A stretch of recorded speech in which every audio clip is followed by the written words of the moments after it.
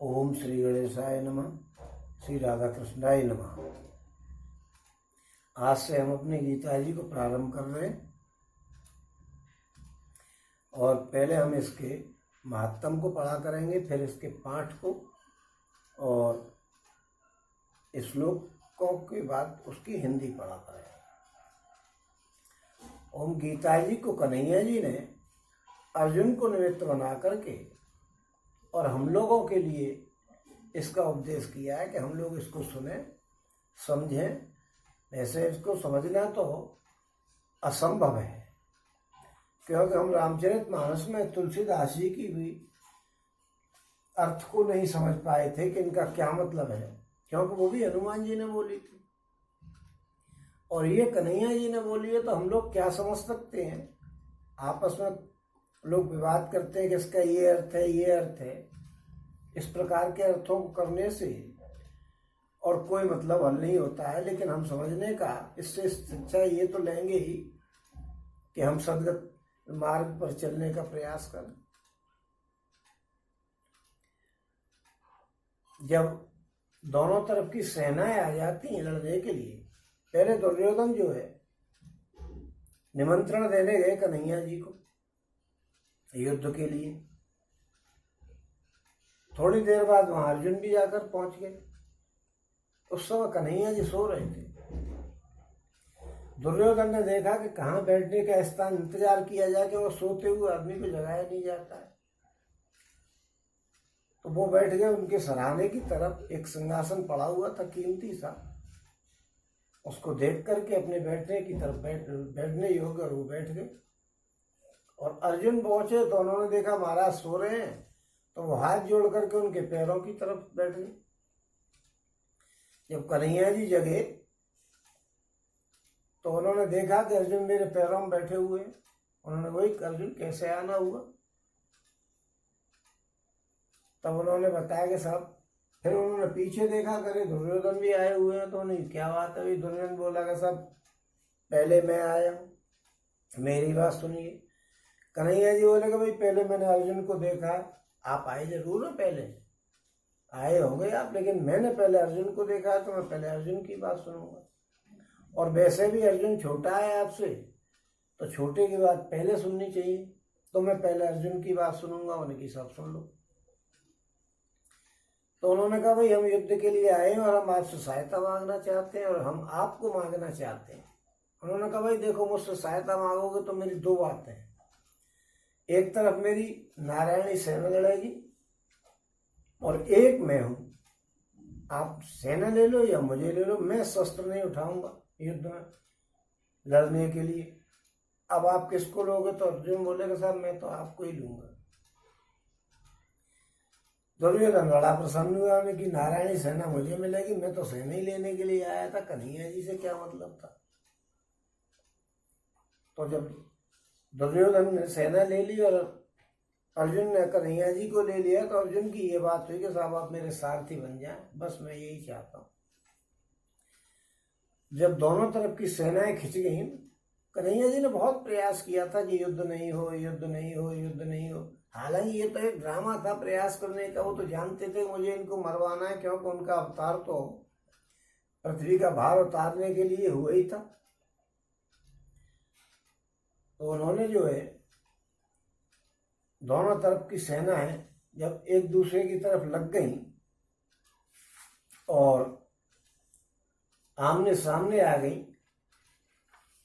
तब जो है महर्षि वेद व्यास जी जो है धृतराष्ट्र के पास आए कि भाई आप चाहो तो मैं आपको युद्ध दिखा सकता हूं, ऐसे नेत्र दे सकता हूं, दिव्य दृष्टि दे सकता हूं, आप युद्ध देखें। धृतराष्ट्र बोला कि साहब मैं जिंदगी भर अंधा रहा हूं, अब बुढ़ापे में आकर के और अपने कुल का नाश देखूं ऐसा मुझे अच्छा नहीं लगेगा, लेकिन लड़ाई के किस्से तो सुनना चाहूंगा। ये तो जानना चाहूंगा ही कि लड़ाई में क्या हो रहा है, युद्ध में क्या हो रहा है। तो उन्होंने ठीक है, मैं संजय को ये दिव्य दृष्टि दिए जाता हूँ, इसको हर एक चीज समझ में आएगी। रात में होगा तो दिखेगा, दिन में होगा या जो कोई अपने मन में सोचेगा उसको भी ये समझ लेगा और उसको किसी प्रकार का कोई शस्त्र अस्त्र छू नहीं पाएगा, न कोई थकावट होगी और ये तुम्हें किस्सा सुना देगा। और किस्सा सुनाते माना कि ठीक है साहब, वेद व्यास ही चले गए। धृतराष्ट्र ने जब तक युद्ध चालू नहीं हुआ था, जब तक वो इधर उधर दुनिया के बारे में पूछते रहे कि वो कौन सा देश किधर है, कहाँ है, कौन सा राज्य कहाँ है, क्या है, इस बारे में पूछते रहे। और अचानक जो है उधर युद्ध हो गया, और 10 दिन का युद्ध होते होते 11वें दिन जब भीष्म पितामह गिर पड़े, लड़ते लड़ते अर्जुन ने उनको गिरा दिया शिखंडी की आड़ में तीर चला करके। तब अचानक संजय ने आकर के बताया उनको कि महाराज भीष्म पितामह जी को गिरा दिया गया है। उसके बाद धृतराष्ट्र ने जो है पूछने का काम किया है कि भाई क्या हुआ, कैसे भीष्म पितामह कैसे गिर गए। तो उसके बारे में यहाँ से ही फिर गीता जी को प्रारंभ किया गया है। तो इस पाठ को पढ़ने के लिए हम पहले इसके महत्व को पढ़ते हैं कि इसको पढ़ने से हमको क्या मतलब लाभ, जो मोटा मोटा लाभ है वो क्या दिखेगा। लाभ तो जीवन का है, उसकी तो बात ही क्या है, लेकिन मोटा लाभ जो आदमी को चाहिए, हम जैसे दुष्ट प्रवृत्ति के आदमियों को जो चाहिए, वो मोटा मोटा लाभ क्या है और वो क्या दिखेगा वो बता रहे हैं। तो महत्तम में पहले अध्याय के महत्तम कह रहे हैं कि ओम, एक समय पार्वती जी ने पूछा कि हे महादेव जी, किस ज्ञान के बल से आपको संसार के लोग शिव कहकर के पूछते हैं? आपको शिव कहकर के किस ज्ञान के कारण पूछते हैं? आपको ऐसा क्या ज्ञान है? ओम मृगचाला ओढ़े, अंगों में शमशान की विभूति लगाए, गले में सर्प और मुंडों की माला पहने रहते हो आप, इनमें तो कोई पवित्रता है नहीं, फिर आप किस ज्ञान से पवित्र हो?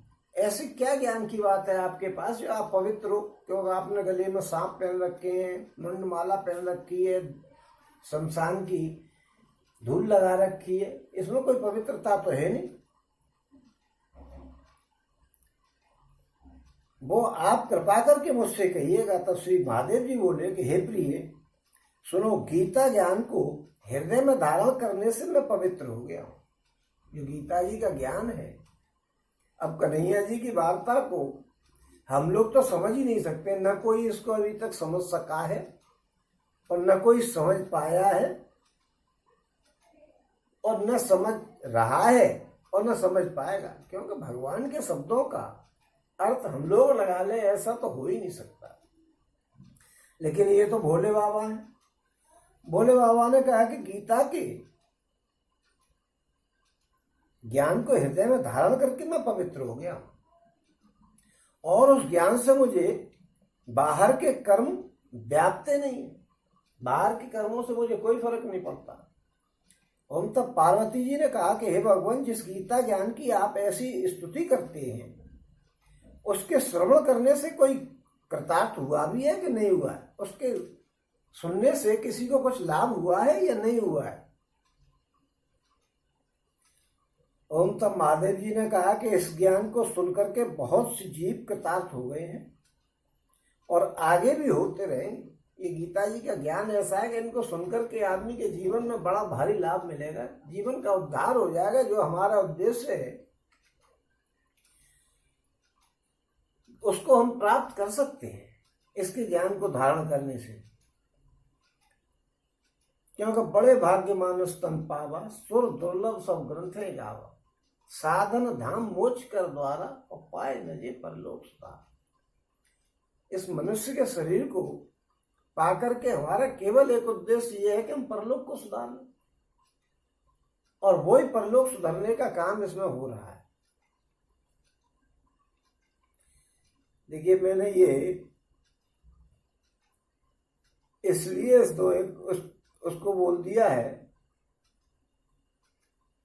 दोहे को कि भगवान के कार्य में अगर तुलसी जी के 2 पत्ते नहीं पड़े भोग में अगर भगवान जी के में तुलसी जी का जरा सा भी इस एक दर्शन मात्र नहीं हो तो फिर भगवान का काम भोग अच्छा नहीं बन सकता। इसलिए इसमें मैंने इस दोहे को बोल दिया है कि ये तुलसी जी के तो पत्ते हैं जो भगवान के भोग में लगे हुए हैं।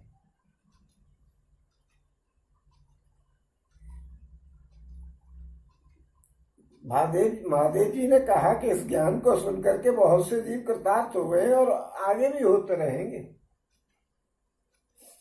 मैं तुमको एक पुरातन कथा कहता हूं, उसको सुनिएगा। एक समय पाताल लोक में शेषनाग की सैया पर श्री नारायण जी आंखों को बंद करके अपने आनंद में मगन थे।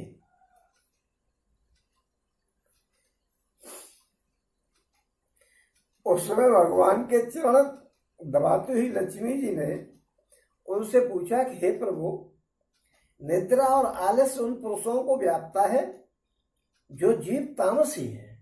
निद्रा और आलस्य उन्हीं पुरुषों को व्यापता है, परेशान करता है, जो आलसी हैं, जो तामसी हैं। फिर आप तो तीनों गुणों से अतीत हो। आप जो नेत्र बंद कर के लेट रहे हैं, यह मुझको बड़ा आश्चर्य हो रहा है कि आपको नींद आ रही है, मैं पैर दबा रही हूँ, आप सोते जा रहे हैं। पति पत्नी तो ये चाहते हैं ना कि पति अच्छी अच्छी बात करते रहे और पत्नी उनका आनंद लेती रहे और पैर दबाने की थकान मालूम ही नहीं पड़ेगी। अब आप सो रहे हो और हम पैर दबा रहे हैं, तो आपको तामसी लोगों को ये निद्रा सताती है, आपको क्यों सता रही है? हम बैठे पैर दबा रहे हैं और आप सो रहे हो। ओम श्री नारायण जी बोले कि लक्ष्मी जी, मुझको निद्रा आलस्य नहीं व्यापता है। एक शब्द रूप जो भगवत गीता है, उसमें जो ज्ञान है, उसके आनंद में मैं मगन हो रहा हूं।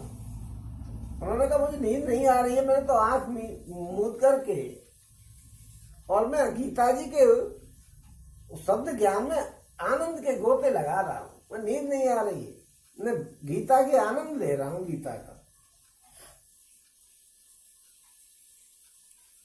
जैसे 24 अवतार मेरे आकार रूप हैं, वैसे ये गीता शब्द रूप अवतार है। ये गीता जी जो है, ये शब्दों के रूप में अवतार है भगवान का। उधर भागवत जी जो है वो शब्द के रूप में भगवान जी हैं, शब्दों के रूप में, और ये गीता जी भी भगवान के रूप में है। देखिए, वो भागवत जी जो है वो श्री सुखदेव जी ने सप्ताह श्रवण की विधि कही है, सूत जी ने शौनक आदि ऋषियों से कही है। और 4 श्लोकों में भगवान ने ब्रह्मा जी को सुनाई थी, ब्रह्मा जी ने नारद जी को सुनाई थी, और नारद जी सनक आदि के संपर्क में हुई थी। तो वो भगवान जी की ही वो वाणी थी, और ये भी भगवान जी की वाणी है।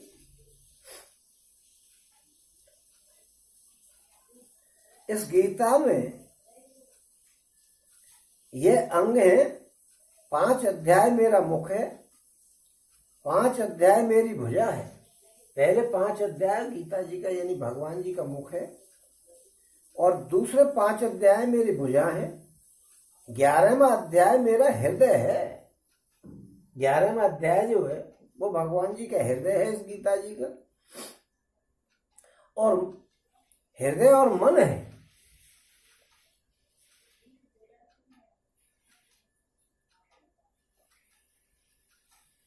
और 16वां अध्याय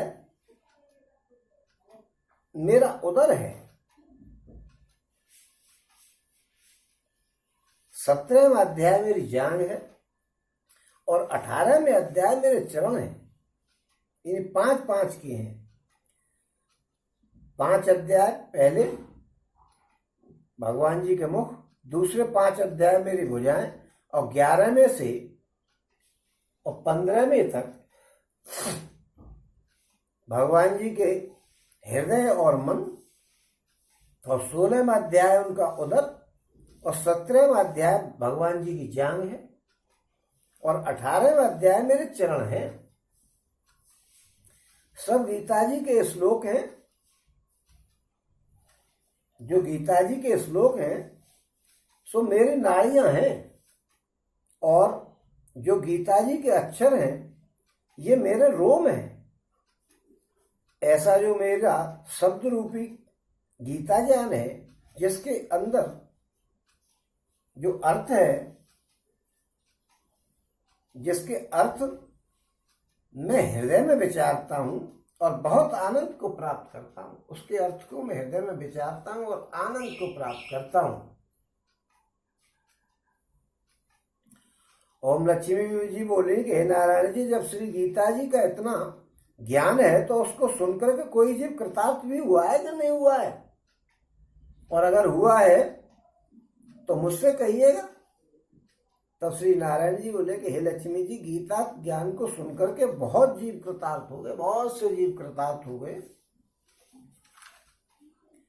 इस बात को आप सुनिए। शूद्र वर्ण एक प्राणी था जो चांडालों के कर्म करता रहता था और तेल लवण का व्यापार करता था। तेल और नमक वगैरह का वो व्यापार करता था। और उसने बकरी पाल रखी थी। एक दिन वो बकरी चराने को वन में गया और वृक्षों के पत्ते तोड़ने लग गया। वहां सर्प ने उसे डस लिया, जिससे वो तत्काल मर गया। पत्ते तोड़ने के लिए गया था बकरी के लिए, वहां सर्प ने डस लिया और वो उसको मर गया। और मर करके उसने बहुत नरक भोगे। फिर बैल का जन्म पाया। उस बैल को भिक्षुक ने मोल ले लिया, क्योंकि भिक्षुक मोल बैल लेकर के चलते हैं कि लाइए गैया के बहाने से दे दीजिएगा। वो भिक्षुक उस पर चढ़कर सारा दिन मांगता फिरता था। जो कुछ भिक्षा मांग करके लावे वो कुटुंब के साथ मिलकर के खावे, और वो बैल सारी रात द्वार पर बंधा रहे, उसके खाने पीने की भी वो खबर नहीं ले। द्वार पर ला के बांधते, वो खाने पीने की कोई खबर नहीं ले। ठीक है, बना हुआ जो डाल दिया सूखा सा भूसा थोड़ा बहुत, कुछ थोड़ा सा भूसा उसके आगे डाल देता था। जब दिन चढ़े फिर बैल पर चढ़ करके और मांगने चल देता था। जैसे ही सवेरा हुआ, सवेरे बैल पर बैठा और आराम से मांगने चल दिए।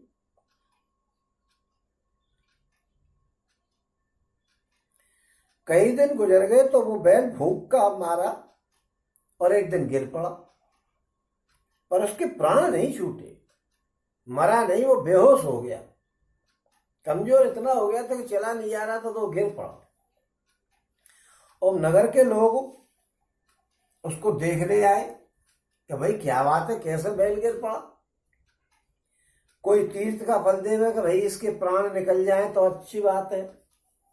क्योंकि देखिए, जिस समय आदमी के कष्ट भोगता है मरने से पहले, तो लोग ये कहते हैं अरे भाई इसको कोई पुण्य दान कर दो, जिससे पुण्य का फल मिलते ही और इसका प्राण निकल जाए तो इसके कष्टों से इसकी निवृत्ति हो जाए। हालांकि वो कष्टों की निवृत्ति दूसरे के पुण्य लेकर के हो जाती है, ऐसा विधान है।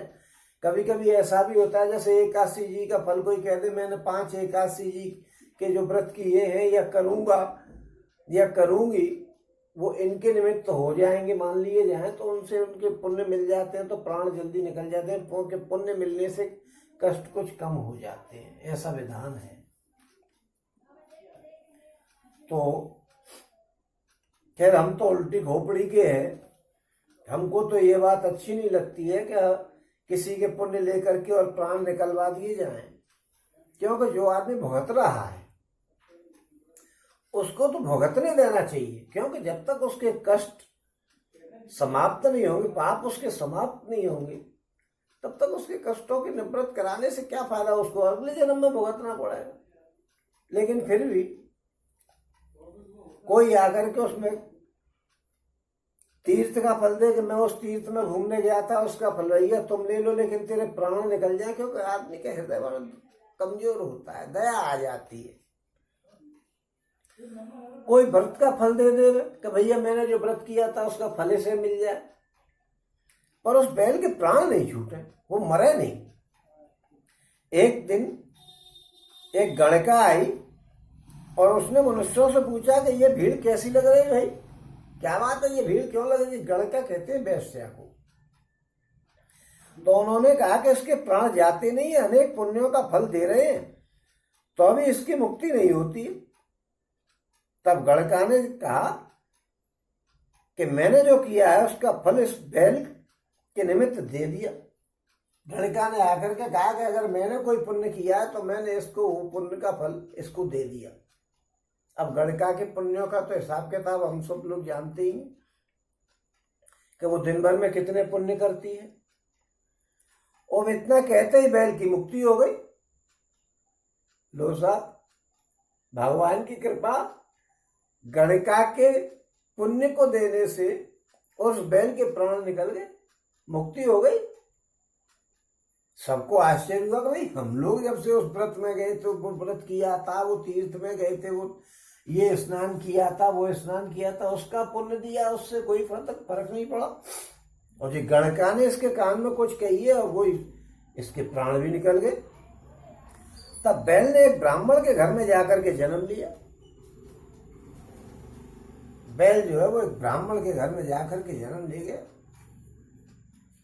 पिता ने उसका नाम सुशर्मा रखा।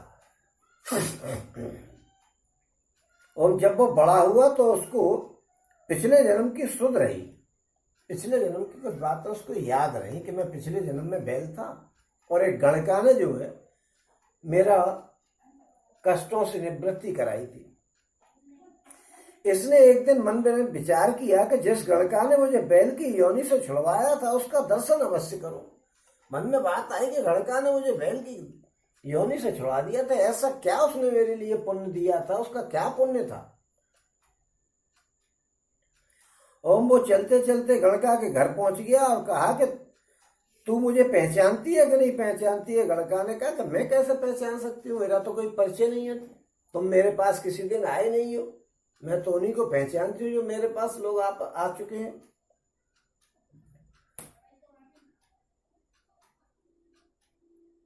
मेरी तेरी क्या पहचान है, तू विप्र और मैं वैश्या, तू विप्र का लड़का है और मैं वैश्या हूं। तब विप्र ने कहा कि मैं वही बैल हूं जिसको तूने अपना पुण्य दिया था, मैं विप्र नहीं हूं, मैं वो वाला बैल हूं जो तूने कान में अपना पुण्य दे दिया था, मैं वो बैल हूं। अब मैं ब्राह्मण बन गया हूं, तेरे जो पुण्य दिया था उसकी वजह से वहां दम निकल गई और ब्राह्मण कुल में जन्म मिला है। देखिए कितना बड़ा पुण्य दिया होगा उसने।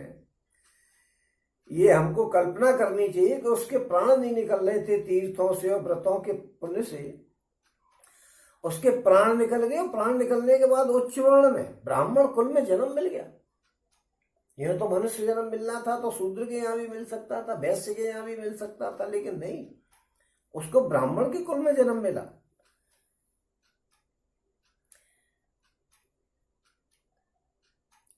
तब मैं बैल की योनि से छूटा था और अब मैं विप्र के घर में जन्मा हूं। तू वो अपना पुण्य बता दे, ये बता दे कि वो तेने पुण्य कौन सा दिया था, ऐसा क्या पुण्य था जो व्रत और स्नान और तीर्थ वगैरह सबसे ज्यादा भारी पड़ गया और मेरे प्राण निकल गए और मैं ब्राह्मण कुल में जन्म ले लिया। गणका ने कहा कि मैंने अपने जाने कोई पुण्य किया ही नहीं है, परंतु मेरे घर में एक तोता है, वो कुछ पढ़ता रहता है और मैं उसके वाक्य सुनती हूं। उस पुण्य का फल मैंने तेरे निमित्त दे दिया था। मेरे घर में एक तोता है, वो कुछ बात बोलता रहता है और मैं उसके वाक्यों को सुनती रहती हूँ। बस उसका पुण्य मैंने तुझे दे दिया था कि वो तोता क्या कहता है, उसका पुण्य मैंने तुझे दे दिया था कि भाई जो तोता के वाक्य मैंने सुने हैं उसका पुण्य मैंने तुझे दे दिया था। अब देखिएगा यहाँ एक बात दिमाग में आती है कि तोते के शब्दों को सुनकर के गणका ने समझा नहीं कि ये क्या है। गणका ने कहा समझा कि ये क्या कहता है, उसने तो केवल उन शब्दों को सुना। जैसे जहर है या अमृत है, उसको धोखे से पिए या जान करके पिए आदमी की मृत्यु होगी या वो अमर होगा।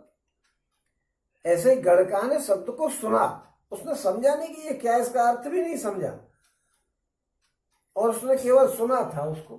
उसका पुण्य उसने दे दिया था।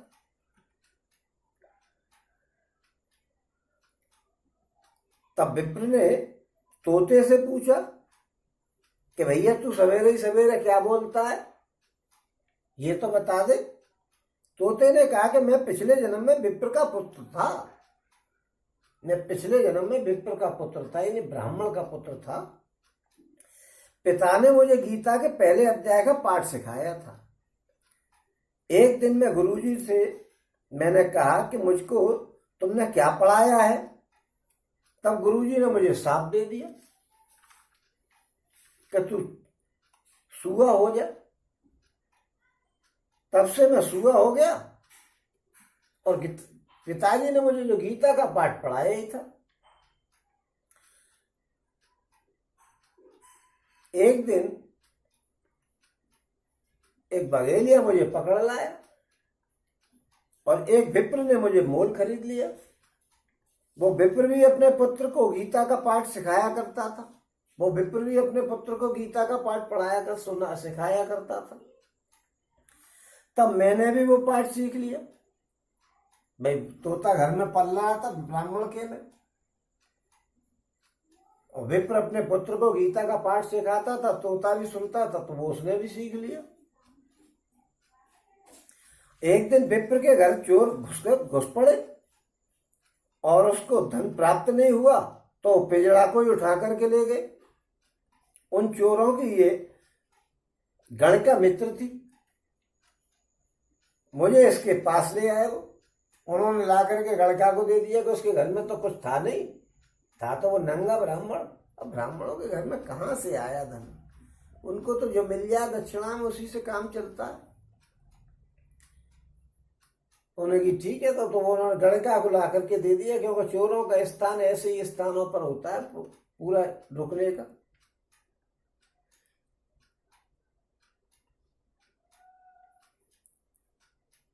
तो मैं नित्य ही गीता जी के पहले अध्याय का पाठ किया करता था, क्योंकि वो ब्राह्मण के रूप में जो है, वो अपने ब्राह्मण जो अपने पुत्र को सिखाता था वो मैंने सीख लिया था, तो मैं उसका रिवीजन करता रहता था।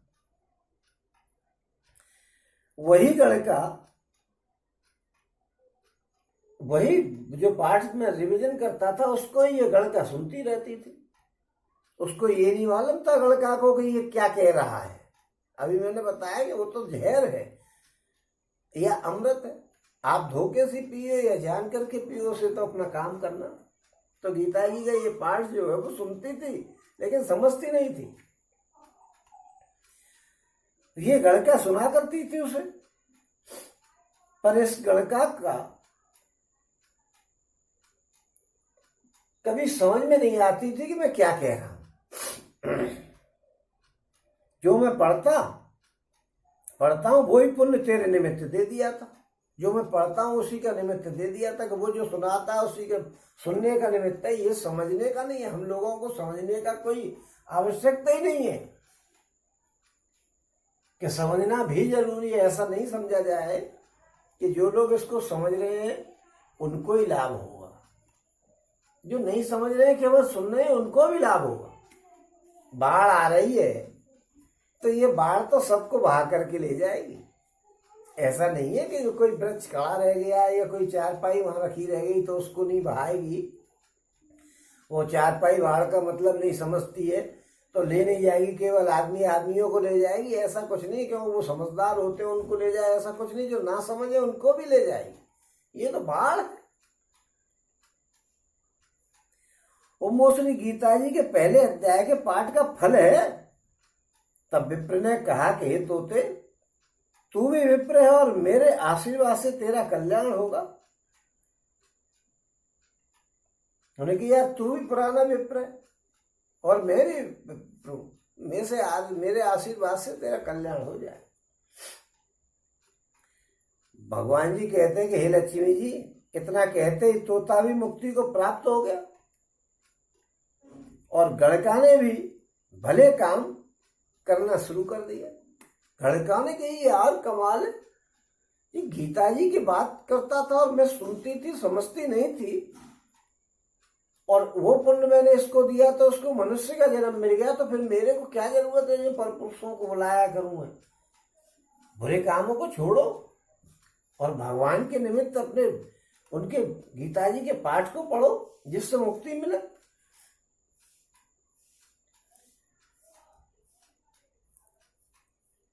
नित्य प्रति वो स्नान करे और गीता जी के पहले अध्याय का पाठ करे,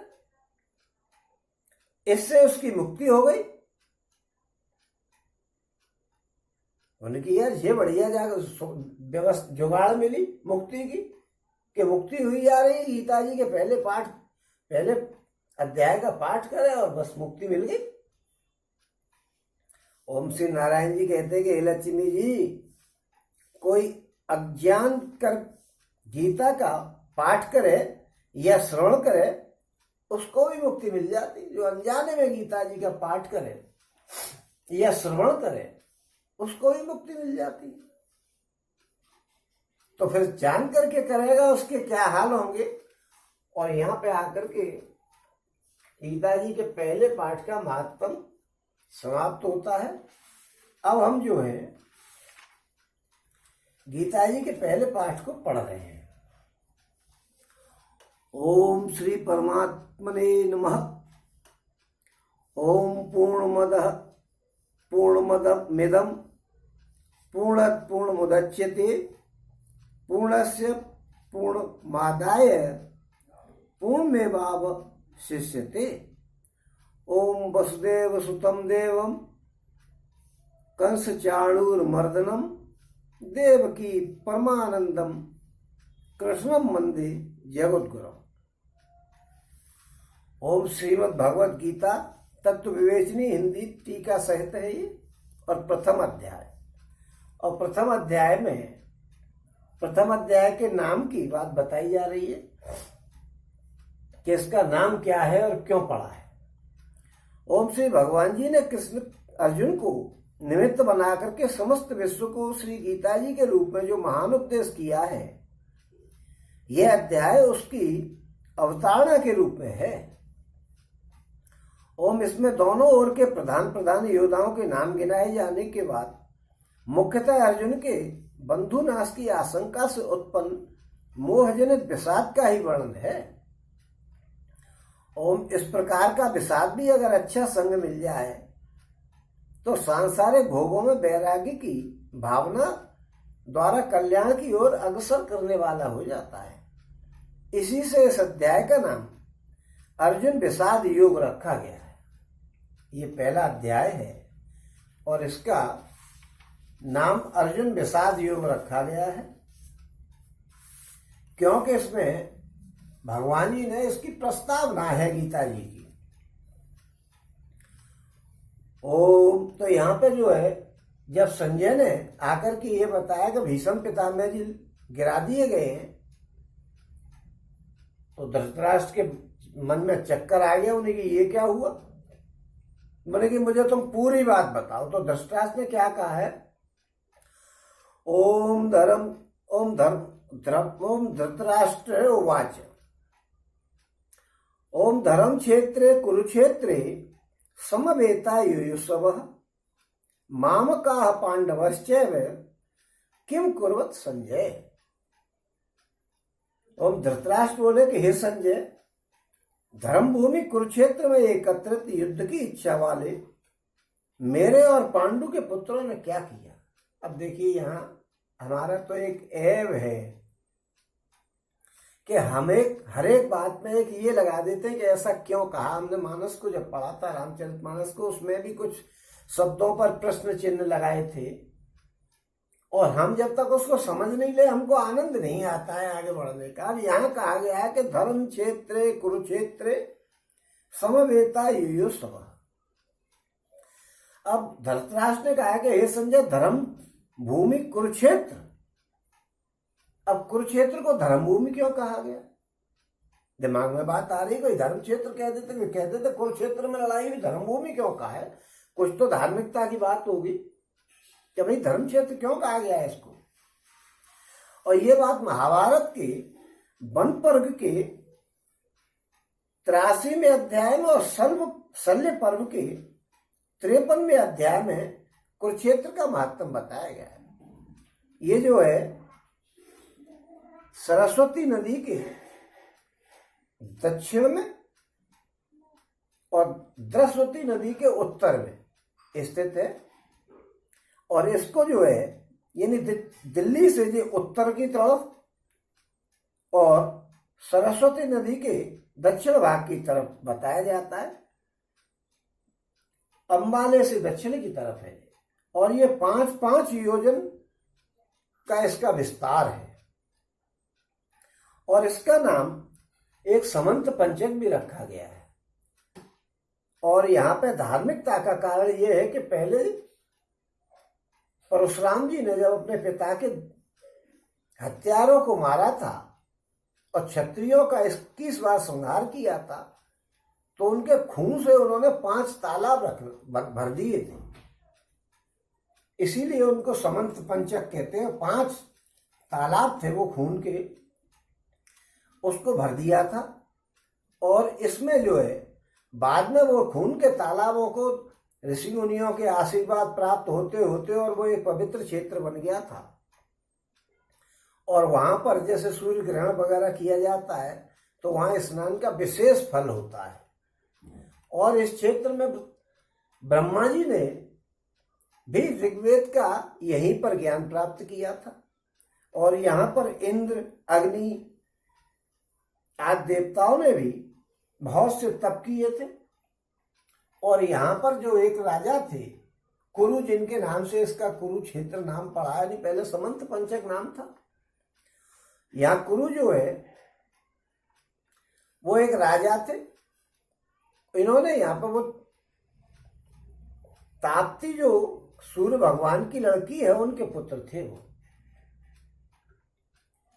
संबत जो है उनके पिता थे संबरण, और ताप्ती जो उनकी माता थी जो सूर्य की पुत्री थी। उन्होंने यहाँ पर जुताई की खूब। और वो जुताई कर रहे थे तो वो एक बड़े भारी लड़ने वाले योद्धा थे, बहुत तगड़े। और देखो पहले देवताओं का क्या था कि युद्ध देवताओं को मनुष्यों से काम पड़ता ही रहता था राक्षसों की लड़ाई के लिए, क्योंकि वो असुरों से लड़ते रहते थे। जैसे दशरथ जी से जो है लड़ते रहते थे तो इंद्र अपने सिंहासन पर उनको आसन देता था। ऐसे ही उन्होंने सोचा, वो इंद्र आकर के उनकी हंसी उड़ा देते थे कि भाई इनको क्यों जोत रहा है कि मैं ऐसा कर रहा हूँ कि यहाँ पे जिसको मरे उसकी उत्तम गति मिल जाए। उन्हें कि यार क्या है, मजाक उड़ा के चले जाते थे इंद्र। वो बड़ा तपस्वी आदमी था, तो ये चाहता था कि मेरे जितने भी लोग मेरे संपर्क के हों या आसपास के हों, यहाँ मरे और उत्तम गति को प्राप्त हो। और देवताओं ने इंद्र को समझाया कि भाई इनको अपनी तरफ पक्ष में ले लो, जिससे ये दैत्यों से लड़ सकेंगे तुम्हारी तरफ से। और इंद्र को तो ऐसे आदमी की जरूरत थी, यानी पट्टे पालने की आदत थी। वो आए एक दिन कि भाई क्या बात है, बोले साहब मैं तो जुताई करूंगा और यहाँ तप करता हूँ वगैरह वगैरह। बहुत तप करते थे, वो तपस्वी आदमी थे। उन्होंने कहा अच्छा चलो मैं आशीर्वाद दे देता हूँ आपको कि यहाँ जो भी आदमी मरेगा उसको उत्तम गति की प्राप्ति होगी, और आज से तुम्हारे ही नाम से इसका कुरुक्षेत्र नाम रख दिया जाएगा। तो इस प्रकार इसका नाम कुरुक्षेत्र होगा। नहीं पहले समंत पंचक कहा जाता था, क्योंकि 5 वहां पे गड्ढे भर दिए थे। और यहाँ पे फिर जो है पुण्य बहुत बढ़ गया है। पुण्य के स्थान पर स्नान करने से सूर्य ग्रहण के टाइम पर कन्हैया जी वगैरह अपने सब परिवारों सहित और पांडव कौरव वगैरह सब आए हुए थे। वो तो आपने सुना ही है कि कन्हैया जी नाटक में भी दिखाया जाता है कि वो आए थे वहां पर स्नान करने के लिए। इसलिए इसको धर्म क्षेत्र कहा है। तो कुरुक्षेत्र यानी धर्म क्षेत्र कुरुक्षेत्र समवेता यो सब। धर्म क्षेत्र में एकत्रित युद्ध की इच्छा वाले और मेरे और पांडु के पुत्रों ने क्या किया। उन्होंने भैया ऐसा क्या बात हो गई कि उन्होंने युद्ध किया, तो मुझे ये बताओ कि कैसे जो भीष्म पितामह पे आ गई आंच। ओम धृतराष्ट्र के पूछने पर संजय बोले, ओम संजय उवाच ओम दृष्टाम तु पांडवानीकम व्यूढ़म दुर्योधनस्तदा आचार्यमुपसंगम्य राजा वचनमब्रवीत्। संजय बोले कि उस समय राजा दुर्योधन ने व्यूह का रचना युक्त पांडवों की सेना को देख करके और द्रोणाचार्य के पास आकर के और ये वचन कहा। अब देखिए राजा कह दिया दुर्योधन को, क्यों कहा भी राजा? तो राजा तो था नहीं, वो तो युवराज था। लेकिन उसको संजय जी ने यहाँ पर राजा इसलिए कहा कि एक तो धृतराष्ट्र सुने कि मेरे लड़के को राजा कहा जा रहा है, उसकी बड़ी इच्छा थी कि मेरा लड़का राजा बने, तो उसको राजा कहा है कि धृतराष्ट्र को अच्छा लगेगा, शायद मेरी तनख्वाह को बढ़ा दे। क्योंकि आखिरकार ये संजय कौन थे? उनके सारथी तो थे, घोड़े को रथ को चलाने वाले, तो उनकी मेरी तनख्वाह ज्यादा टाइम से मिल जाएगा नहीं। इसलिए उन्होंने कहा कि राजा दुर्योधन ने, क्योंकि वैसे भी क्या है, एक तो धृतराष्ट्र को खुश करने की बात, दूसरे एक ये बात कि भाई धृतराष्ट्र तो अंधे थे ही, तो राज्य के काम को दुर्योधन ही संभाला करता था। इसलिए और तीसरी एक आदत उनकी थी कि भाई जो धार्मिक पुरुष होते हैं वो दूसरों का सम्मान करके ही बोलते हैं, किसी से अबे तबे बात करके बोलने में उनकी शान नहीं होती है। उनका तो बोलचाल ही ऐसी होती है कि सामने वाले को सम्मान दे करके बोले। इसलिए उन्होंने उनसे राजा कहा। अब दूसरी बात यह है कि द्रोणाचार्य के पास जाकर के वचन कहा, जबकि देखिए राजा वो है दुर्योधन, और वो द्रोणाचार्य के पास जाकर के वचन क्यों कह रहे? क्यों? इसलिए कहा जा रहा है कि द्रोणाचार्य जो है वो अपने स्थान पर उनके सेनापति थे। हालांकि मुख्य सेनापति तो भीष्म पितामह थे, लेकिन द्रोणाचार्य भी उनके सेनापति थे। क्यों? 11 अक्षौणी सेना थी उनके पास, तो एक एक अक्षौणी सेना के सब सेनापति बना दिए थे। तो मुख्य सेनापति जो है वो भीष्म पितामह थे, लेकिन द्रोणाचार्य जी इतने ताकतवर थे कि उनके सामने कोई रुक नहीं सकता था। भीष्म पितामह और द्रोणाचार्य, इन दोनों की टक्कर पर कोई था ही नहीं। तो वो इसलिए गए थे कि मान लो अगर जैसे सेना की व्यवस्था बनी हुई है और उस सेना में से किसी को बुलवाया जाए कि भाई इधर आओ, तो वो सेना की सारी व्यवस्था खराब हो जाएगी। इसलिए जो है उनके पास जाकर के बात करने से ये है कि व्यवस्था बनी रहेगी।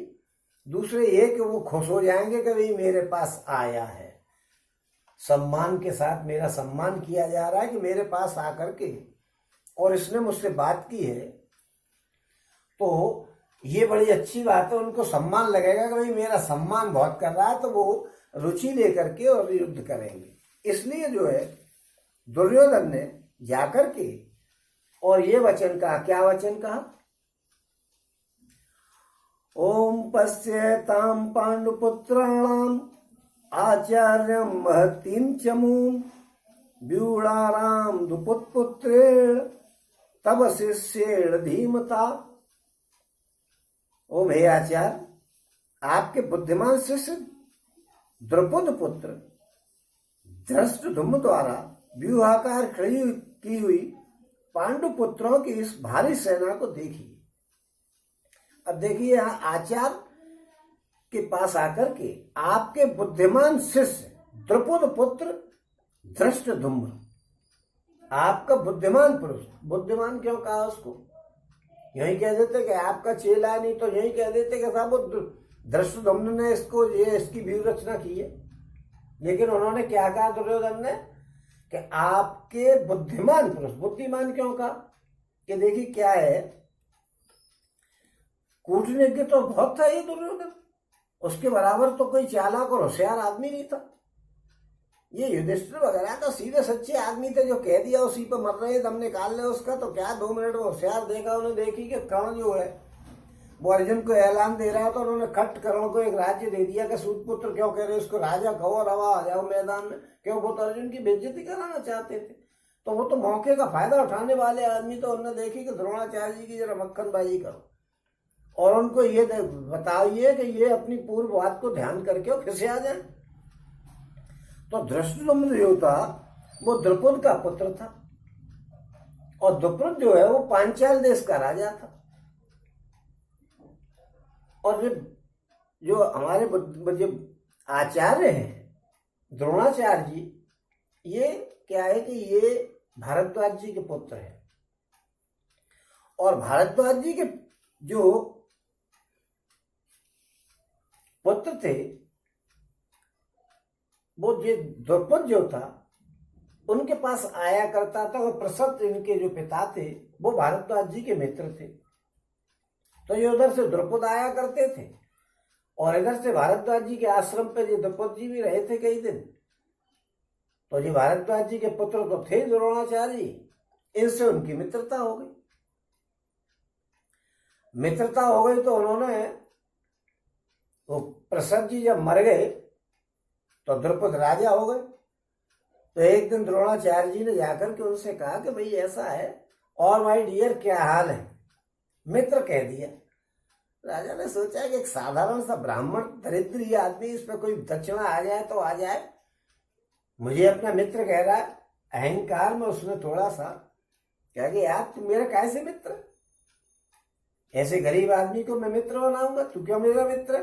अरे हम तो दोस्त थे भाई, वो दोनों, तू आया करता था हमारे आश्रम में, कभी छोड़, वो मैं राजा नहीं था उस समय, मैं राजा हूँ, पहले भी राजा का पुत्र था, काहे की दोस्ती थी पहले भी मेरी। उनका अपमान कर दिया। द्रोणाचार्य जी जो बड़े खिसिया गए, तो पंडितों की खोपड़ी बिल्कुल उल्टी होती है। उनके दिमाग में अगर कोई बात घुस गई, वो राम जी ने एक बार कहा है कि नहीं कि मुनि तापस जिनसे दुख लेहि, ते नरेश बिन पावक देहि, मंगल मूल विप्र परितोषु, दहे कोट कुल भूसुर रोसु। अगर भूसुर को यानी ब्राह्मणों को क्रोध आ गया तो कोटि कुलों का पता नहीं लगेगा। द्रोणाचार्य जी गुस्सा में आ गए। उन्होंने कहा अच्छा बेइज्जती कर रहा है कि हम गरीब हैं और ब्राह्मण तू राजा हो गया, अब तुझे ही देखेंगे। द्रोणाचार्य जी से पहले कृपाचार्य जो है वो राजा के यहाँ पर और बड़े आराम से उनके बच्चों को धनुर्विद्या वगैरह सिखाया करते थे। कृपाचार्य जी के ये बहनोई थे,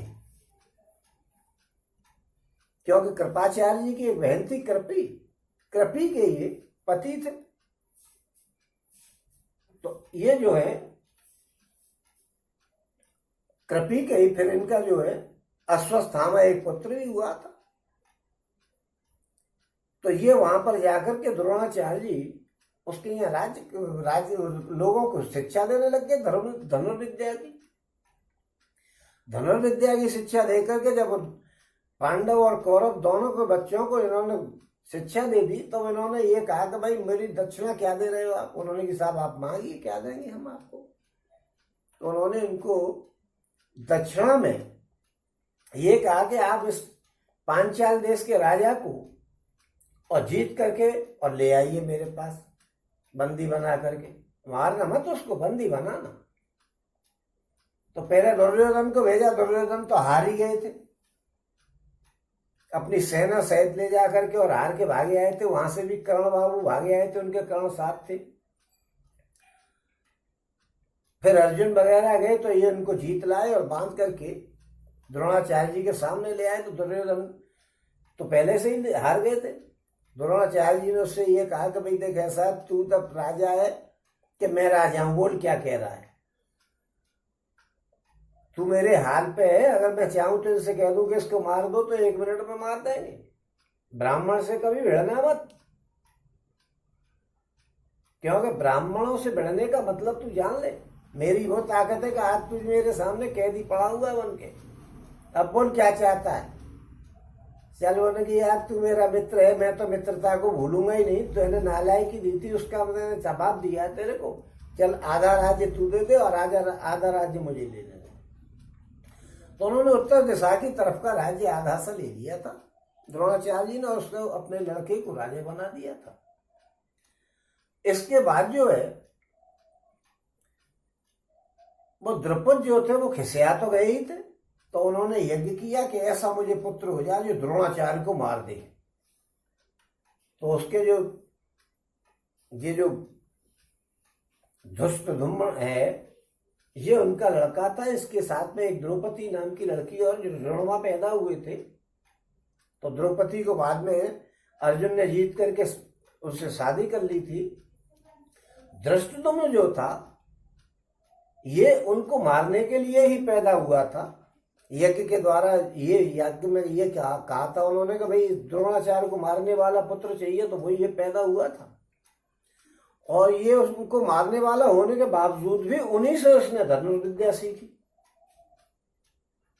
द्रोणाचार्य जी से।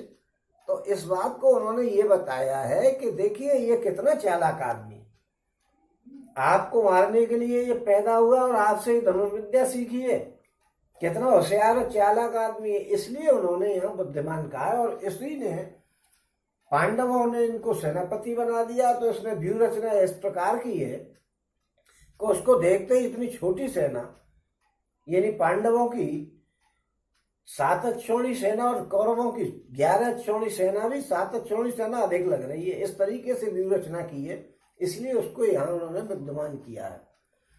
और व्यूह रचना के कारण बड़ी सेना लग रही थी, इसलिए उसको भारी सेना कहकर के बताया कि पांडु पुत्रों की इस भारी सेना को देखिए। भारी सेना क्यों थी? जबकि 7 अक्षौणी थी और उनकी 11 थी, फिर भी ये भारी क्यों थी? कि वो व्यूह रचना में इस प्रकार खड़ा कर दिया था उसको।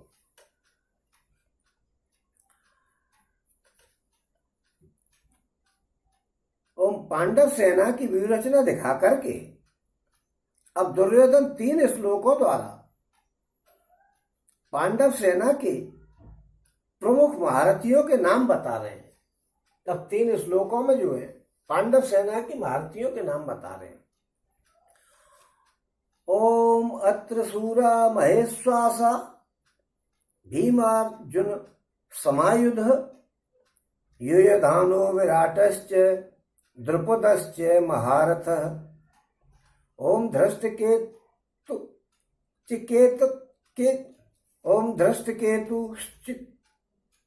चेकितान काशीराजस्य वीरवान् पुरजित कुंती भोजश्च सैभ्यश्च नरपुंगवः। ओम युधामन्युश्च विक्रांत उत्तमौजाश्च वीर्यवान् सौभद्रो द्रुपदेयाश्च सर्व एव महारथाः। ओम इस सेना में बड़े बड़े धनुषों वाले तथा युद्ध में भीम और अर्जुन के समान सूरवीर सात्यकी, विराट और महारथी राजा द्रुपद, धृष्टकेतु और चेकितान तथा बलवान काशीराज, पुरजित, कुंतीभोज और मनुष्यों में श्रेष्ठ सैभ्य, पराक्रमी युधामन्यु तथा बलवान उत्तमौजा, सुभद्रा पुत्र अभिमन्यु और द्रौपदी के 5 पुत्र, ये सब महारथी हैं। अब यहां पर क्या है कि युयोधान का जो है, ये जो है इसका नाम सात्यकी था और ये यादव वंश का आदमी था और ये महाभारत के युद्ध में मरा नहीं था। ये जाकर के जब युद्ध जो हुआ था कन्हैया जी के द्वारा यादवों का नाश कराया गया था, उस युद्ध में जाकर के मारा था। और ये सात्यकी जो अर्जुन का शिष्य था और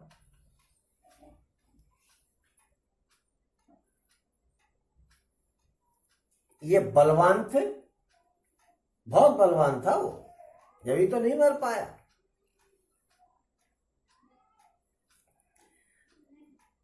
और विराट कौन था?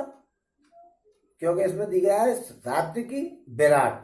विराट मत्स्य देश का राजा था जिसके यहाँ पांडवों ने 1 साल का अज्ञातवास बिताया था और उस अज्ञातवास में के बाद में अभिमन्यु के साथ उत्तरा की शादी हुई थी। अभिमन्यु के पुत्र जो थे, उत्तरा के गर्भ से जो है वो परीक्षित का जन्म हुआ था। और ये विराट जी जो हैं, इनके 3 पुत्र थे, तीनों पुत्रों सहित, और ये उसमें महाभारत के युद्ध में ही मारे गए थे। ये बड़े धार्मिक राजा थे। और महारथी राजा द्रुपद के बारे में तो मैंने अभी बताया ही कि धृष्टद्युम्न के पिताजी थे। और धृष्टकेतु और चेकितान, ये जो है धृष्टकेतु जो है ये चेदी देश के राजा शिशुपाल के पुत्र थे। ये भी उधर से लड़ने के लिए, अर्जुन की तरफ से लड़ने के लिए आए हुए थे और ये इसी युद्ध में मारे गए थे। और चेकितान वृषणवंशी थे, ये यादव थे, ये महारथी थे और बड़े भारी सूरवीर थे। देखिए महारथी, रथी और अतिरथी, 3 प्रकार के योद्धा होते। महारथी उसको कहते थे जो 10,000 आदमियों का संचालन करे, उसको महारथी कहते थे। और काशी के राजा जो थे ये बड़े भारी वीर थे और महारथी थे। इसमें ये बताया गया है कि महारथी राजा द्रुपद, धृष्टकेतु, चेकितान और बलवान काशीराज, पुरजित और कुंती भोज।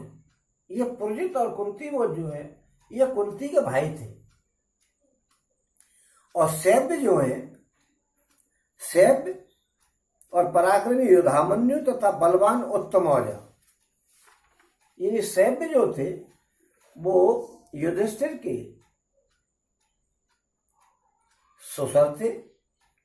इन्हीं की कन्या देविका से युधिष्ठिर का विवाह हुआ था।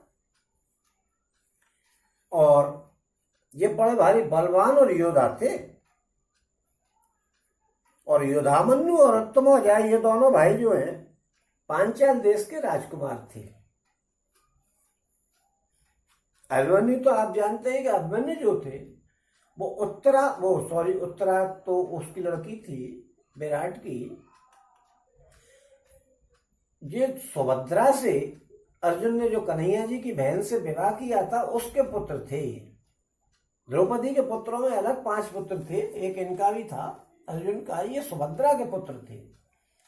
और इन्होंने कन्हैया जी वगैरह से सब विद्या सीखी थी और ये अधिकतर वहीं रहते थे। ये बड़े भारी वीर थे।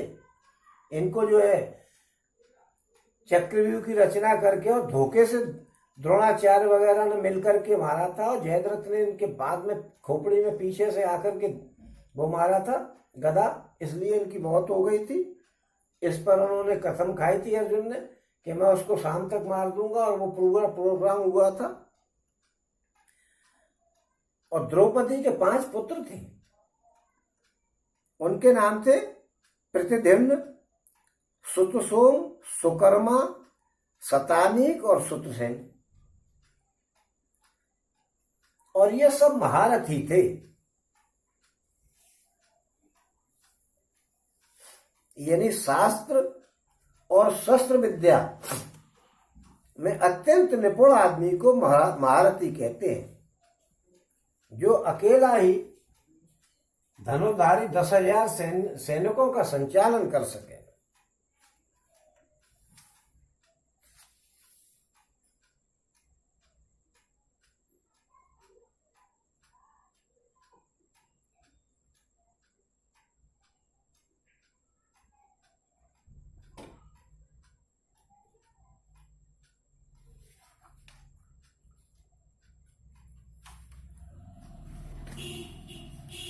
ओम पांडव सेना के प्रधान योद्धाओं के नाम बताकर के अब दुर्योधन आचार्य द्रोण से अपनी सेना के प्रधान योद्धाओं को ज्ञान लेने के लिए अनुरोध कर रहे हैं।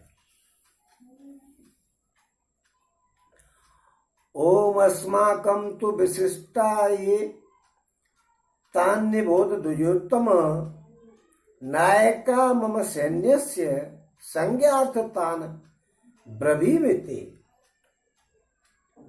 ओम हे ब्राह्मण श्रेष्ठ, अपने पक्ष में भी जो प्रधान हैं उनको आप समझ लीजिए।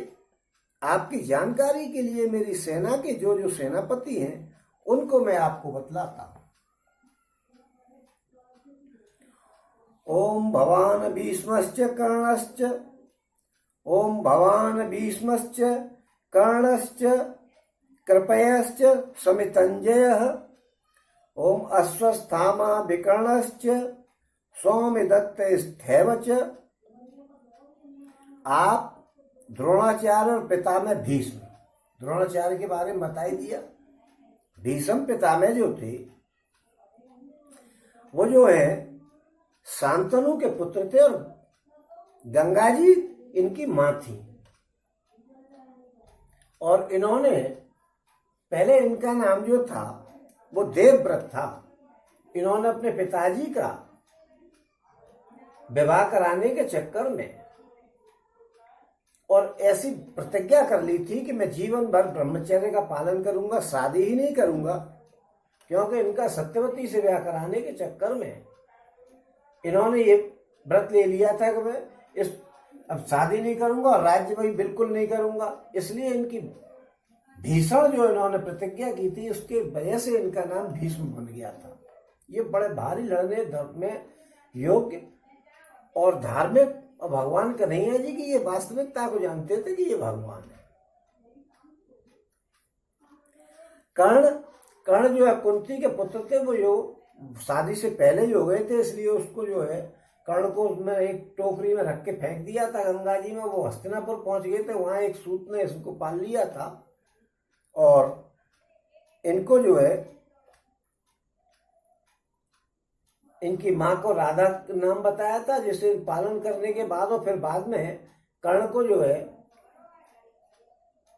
अंग देश का राजा बना दिया था। उसने द्रोणाचार्य, उसने दुर्योधन,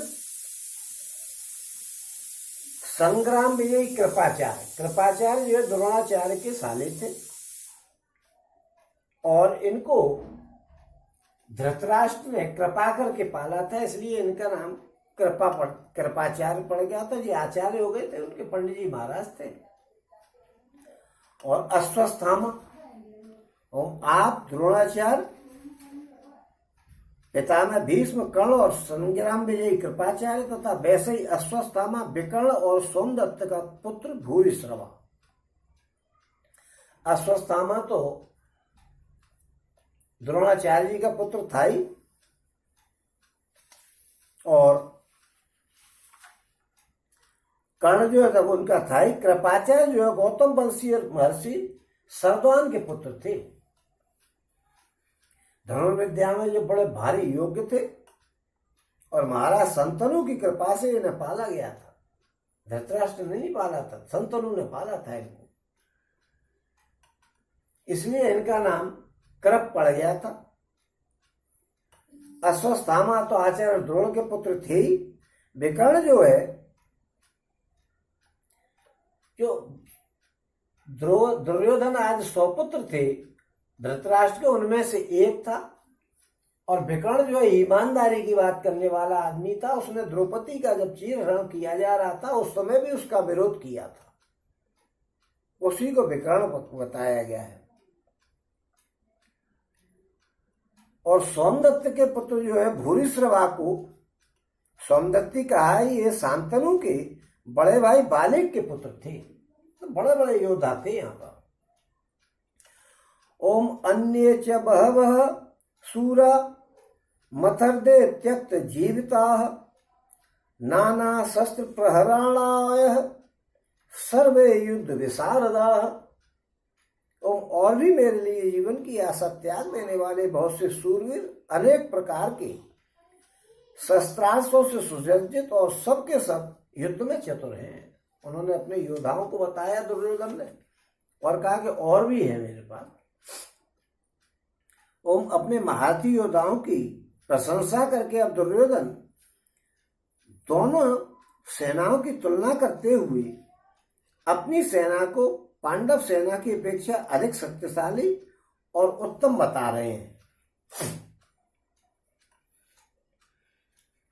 ओम पर्याप्तम तदस्माकं बलम भीमाभिरक्षितम पर्याप्तम त्विदकमेतेषां बलम भीमाभिरक्षितम अयनेषु च सर्वेषु यथा भागम भस्रिताः भीष्ममेवाभिरक्षन्तु भवन्तः सर्व एव हि। ओम भीष्म पितामह द्वारा रक्षित हमारी वह सेना सब प्रकार से अजय है और भीम द्वारा रक्षित इन लोगों की यह सेना जीतने में सुगम है। अब देखिए बात के दो अर्थ हो जाते हैं। अपर्याप्तम तस्मात् कम बलम बलम भीमाविरक्षितम भीष्माविरक्षितम। ये जो अपर्याप्त शब्द का है ये एक अपर्याप्त है। इसके दो अर्थ लगाए जा सकते हैं। एक तो ये है कि अपर्याप्त है यानी कम है, जितने की जरूरत है उससे, और एक ये भी अर्थ लगाया जा सकता है कि जितने की जरूरत है उससे कहीं ज्यादा है। अपर्याप्त है यानी पर्याप्त से कम है और पर्याप्त से ज्यादा भी है। और पर्याप्त त्युदमेशेतम बलम भीमाभिरक्षितम, और भीम की जो सेना है वो पर्याप्त है। पर्याप्त है यानी ठीक है। अब अपर्याप्त में आप कम भी मान सकते हो और अधिक भी मान सकते हो कि ये कम है, और अब उसको अधिक भी मान सकते हो कि अपर्याप्त है, पर्याप्त से भी अधिक है। और एक ये भी कह सकते हो कि अपर्याप्त है यानी इसका मतलब कम है। क्योंकि दुर्योधन अपनी सेना का महत्व सिद्ध करते हैं। क्यों? दुर्योधन ये तो सोच ही नहीं सकता था कि मैं हारूंगा, इसलिए वो अपर्याप्त कह करके ये कहना चाहता है कि मेरी सेना तो अपर्याप्त है, पर्याप्त से अधिक है। और हम लोग ये भी अंदाज लगा सकते हैं अपर्याप्त है यानी जीतने के लिए बड़ा कम पड़ेगी, क्योंकि ऐसा तो सोच नहीं सकता है कि कम है, क्योंकि 11 अक्षौणी सेना थी और पांडवों की तो कुल 7 अक्षौणी सेना थी। लेकिन क्या है, उनके पास ऐसे ऐसे महारथी थे कि आप अकेले ही मार सकते हो पूरी दुनिया को। ओम इसलिए भीष्म पितामह द्वारा रचित हमारी यह सेना सब प्रकार से अजेय है, इसको कोई जीत नहीं सकता है। क्योंकि भीष्म पितामह द्वारा इसलिए रचित है कि भीष्म पितामह इनके मुख्य सेनापति थे। इन्होंने 10 दिन तक पूरी सेना का डायरेक्शन किया और 11वें दिन ये सेना का डायरेक्शन करते हुए गिर पड़े। फिर 5 दिन द्रोणाचार्य ने उनका किया और 2 दिन कर्ण ने किया, और आखिरी दिन तो फिर आप समझ ही लो दुर्योधन का था ही। ओम इसलिए भीष्म द्वारा अब संरक्षित अपनी सेना को अजेय बता करके अब दुर्योधन सब ओर से भीष्म की रक्षा करने के लिए द्रोणाचार्य आदि समस्त महारथियों से अनुरोध कर रहे हैं। क्या कर रहे हैं? ओम अयनेषु च सर्वेषु यथा भागम वस्थिताः भीष्ममेवाभिरक्षन्तु भवन्तः सर्व एव हि। ओम इसलिए सब मोर्चों पर अपनी अपनी जगह स्थित रहते हुए आप लोग सभी निसंदेह भीष्म पितामह की ही सब ओर से रक्षा करें। देखिएगा, अब भीष्म पितामह की रक्षा करें, भीष्म पितामह ही सबसे ज्यादा कमजोर है और भीष्म पितामह की द्वारा रचित सेना को अभी उन्होंने बताया है कि साहब बहुत तगड़ी है, और अब कह रहे हैं कि पहले भीष्म पितामह की रक्षा करो। इसका क्या मतलब है? क्योंकि ये दुर्योधन से पहले ही उन्होंने कह दिया था कि मैं पांडवों को तो मारूंगा नहीं, और जो अगर शिखंडी आ गया मेरे सामने तो उस पर तीर चलाऊंगा नहीं, क्योंकि वो पिछले जन्म में महिला था। इसलिए जो है, क्योंकि शिखंडी का क्या था कि शिखंडी जो है द्रुपद का पुत्र था, और ये जो है उसका बड़ा भाई था धृष्टद्युम्न का। तो जिस समय द्रुपद ने कि ये पुत्र हुआ था, यज्ञ किया था, तो भोले बाबा के निमित्त एक उन्होंने यज्ञ किया था कि भोले बाबा से प्रसन्न होकर के उन्होंने जी साहब मैं तो जो है एक पुत्र चाहता हूं। भोले बाबा ने जी यार तेरे एक लड़की हो जाएगी, संतान के लिए किया था। संतान में भोले बाबा ने दे दी लड़की, एक लड़की हो गई। तो द्रुपद बोले कि साहब ये क्या कर रहे हो आप, मुझे तो जो है लड़का चाहिए था। बोले यार ठीक है यार, तेरे संतान की बात करी थी, मैंने तुझे लड़की दे दी। अब तुझे लड़का चाहिए तो यही लड़की जो है बाद में जाकर के और लड़का बन जाएगी। तो उसने जो है शिखंडी को लड़के की तरह ही पाला था, उसकी माँ ने भी किसी को नहीं बताया कि ये लड़की और लड़के की तरह पाल के पढ़ा करके और उनका विवाह करा दिया। जब विवाह करा दिया तो वो लड़की आई, उन्होंने देखी कि ये तो महिला है, तो वो जो लड़की अपने घर पहुंच गई कि खबर कर दी उसने कि क्या है, महिला दे दी है, तो उन्होंने महिला के संग ब्याह कर दिया। वो राजा जो चढ़ के चले आए, उन्हें की क्या बात है, लड़की से ब्याह कर दिया हमारी लड़की का।